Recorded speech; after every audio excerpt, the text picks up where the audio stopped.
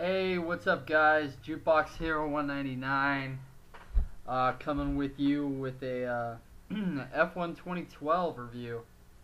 And well, bought my game today around it's got to be around I don't know, 6 o'clock. Came home like 7:30. Proceeded to unbox it, unlock the code, all that happy, what. But first thing I wanted to do was just get into a multiplayer game right away. I'm that kind of player where I just wanna race some other wannabes, and right away, I just want to get out there. And so went to the custom match, and they pulled up the lobby right away. And then after that, like it wouldn't load up a lobby. I like backed out on accident, popped the disk tray open or something. Then it just wouldn't refresh. It wouldn't bring up a list of lobbies, and that was really frustrating. And so then I thrust my way into racing F1 2012, and first track I'm on multiplayer happens to be Monaco. So with my Toge background, I figured I had a good shot at winning or getting a podium, and I thought, oh wow, I'm on Monaco. Uh-oh, what's gonna happen here? I'm gonna warm up on the game on Monaco. That doesn't sound very fun, but it actually turned out to be really rad because I got third place that race, and I just had the idea of just taking it easy, just being cautious and stuff, and then I ended up passing a lot of people that were wrecking, and then my lines through the sweeper uphill, the crest, and then it goes downhill, bend through the right hand turn, and then the hairpin. I was just pretty flawless through there, so that was really fun. And now let's get down to the review. I really like the game. I mean, from a general standpoint, I mean the majority of this review is going to be talking about the physics. So yeah, so here we are. About to get on Spa, Francorchamps, or I don't know how to pronounce it, and it's really late at night, and I'm just about to go beast mode here, yeah, it's late, so I'm kind of tired, but I placed 6 on the quali. So here we go. Here's the start. My winning simulation here was just simply to try to get out in front by using the rich gas mix on the first lap. It's a 5-lap race. You just kind of have to go for broke, it's not a 15-lap race where you have chances to make up ground. You just either go for the throat.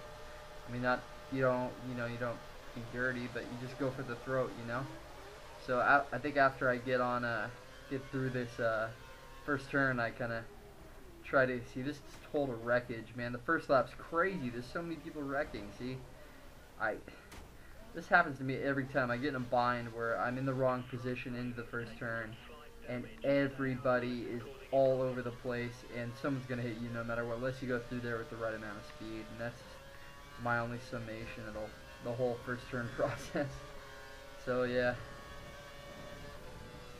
So now I'm about to switch to the rich gas here, and that's just my plan, just to have a little more horsepower to try to overtake these cars. And yeah. So the game, I mean, first on the onset, I noticed right away that you can spin out like, I'll say 5 times more easily than you could in F1 2011. It's just how it is. First I tried my usual setup, which later on I found is not even a good setup. I mean, I've had F1 2011 on PC, and I don't know. I got pretty good at it at a point, but I wasn't really crazy, like, fast in it, so that was kind of dirty. But anyway, yeah, so I want to talk about the physics, yeah, so you can spin out a lot easier, and even with traction control fully on, it feels like they want you, if you don't enter the turn right, they want you to feather it through there to make the turn, and they have these manual suggested gearbox now, which will tell you what gear to be in for every turn, which is kind of, I don't know, kind of, if you nail it perfectly, yeah, you can be in that gear, like taking turns in fourth gear and stuff like that on some of them, like some of the medium strength tight turns, you know, like, but yeah. And that was a great move right there. Passing him on, I passed him on the outside earlier on the track, and passed his buddy right there on the outside to get into fifth place. I mean, that was just a gutsy move, and I totally made it. That was pretty pimp. I'll give myself credit. But yeah, so kind of as I raced, I mean, I was on like a marathon session, like probably 10 hours straight playing this game, and I'm not done yet. So yeah, and it's like well, the first thing I'd say is if you want to race in rain, forget about it. I mean, even with full traction control, you know, you could have your downforce set at 11 on the front and back, but you're still gonna spin out like crazy. I mean, I think. Plus, you know, the main problem with this game so far is that it's glitchy as crap, and there needs to be a patch because a lot of people are complaining about the understeer. It's like you go into a turn, you know, if you miss it a little bit, or even sometimes when you make it, you have a crazy amount of understeer.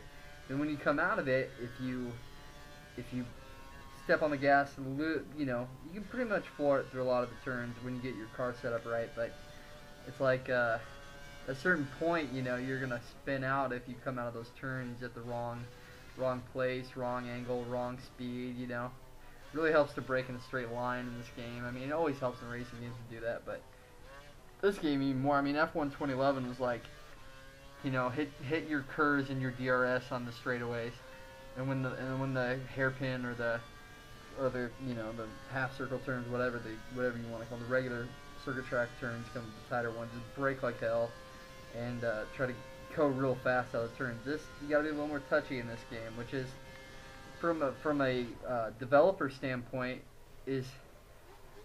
I've been struggling with this all night. It's like they want it to be more of a sim in a pure racing game form, but I think in a F1, you know, in an F1 way, I'd say you could probably fly through these turns a lot easier than you could in the game. I mean, I watch F1 a little bit, and people, you know, I see turns where I'm not like having the speed entry and exit speed of the turn, and where other people are straight killing it through there, and you know, and it's like they wanted some, you know, part of the game's responsibility, like a yearly series like F1, which is pretty much like the EA NHL, EA FIFA of racing games. You know, they bring out one every year, and you gotta account for the fans wanting something slightly different, or something maybe drastically different depending on who you are each game. You know, they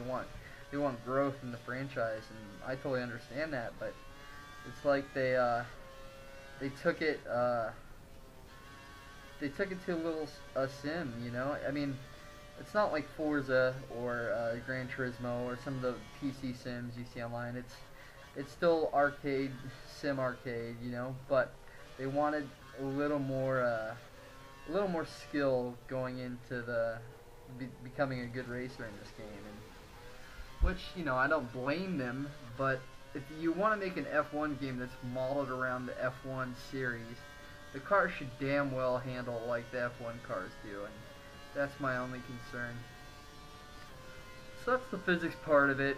You know, you got this twitch oversteer with these midship cars. You got this understeer going into turns. You know, you got to feather the gas, which is okay. I mean, for me, it works for me because I play tons of Forza, and it really, for people, it gives me an advantage because people don't know how to manage their throttle very well in games like this. I mean, there's a lot of people that are really good at these games that can probably have no problem with it, but I mean, a lot of people are going to be scratching their heads a little bit trying to, you know, trying to compensate for the difference in the physics. So yeah, but yeah, from the physics side, I'd say it's definitely a change of pace, and it's, it's a little rough around the edges right now. But I mean, I think once a patch comes out and they decide if they're gonna balance and fix some things, I think it'll be right where it needs to be. Yeah, so the physics are totally a little bit different. A little bit more. You have to be more technical with your technique, but that's okay. That's fine with me. But once I got my tune locked in, I was straight. I was just flying through these turns and really having a great time doing it. But but there's another side of the game I want to talk about. There's gonna be two more sides of the game I'm gonna be talking about, and one's basically presentation and graphics, which considering I have it on Xbox instead of PC, the graphics. I mean, the Xbox graphics of this year's game are probably not as good as the graphics from last year's game on PC. I mean, that's just how much I have a G75SX laptop with a GTX 660M card in it, so I mean it runs games really ridiculously, but but the graphics and presentation are really nice. I like how the menus are done. It's very slick, very hi-fi, and it's really well done. And the graphics aren't bad for an Xbox game. I think most people are pretty happy with it. But let's talk about the fun factor for a minute. In the 10 hours I played this game tonight, I probably had more fun racing tonight than I have playing Forza in a long time. Like F1 is just way more fun of a game. I mean, from standpoint of having different things to do, different avenues of racing. Forza has everything basically, besides F1 cars. But yeah, they have everything. I played Forza for 2 years straight. I'm pretty excited about Forza Horizon. That's another story altogether.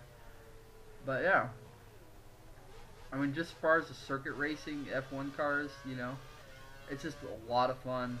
And on another presentation note, it's like the F1 menus are done so well, and the game's presented so well. I mean, comparatively to Forza, I mean, when you look at the Forza menus, I mean, it looks like a dentist manual, or whatever, like a whatever stationery, whatever, for like a company or something. Like, it's just not.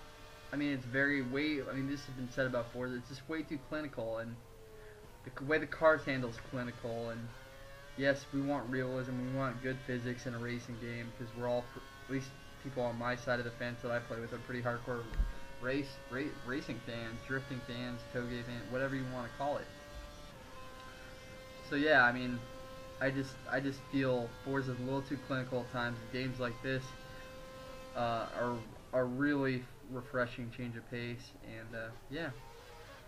So yeah, I really like this game. I mean, I'm gonna have to give it a 9.5 out of 10 on my scale. I think it's an excellent game, and yeah, like, when you get into this game, you're gonna think like, the handling is totally different, and it's maybe not accurate to, F1 driving, but just give it a chance. It's just super fun. I just passing people on the outside, and just making crazy passes, and just managing your fuel, managing your tires, pit stop management,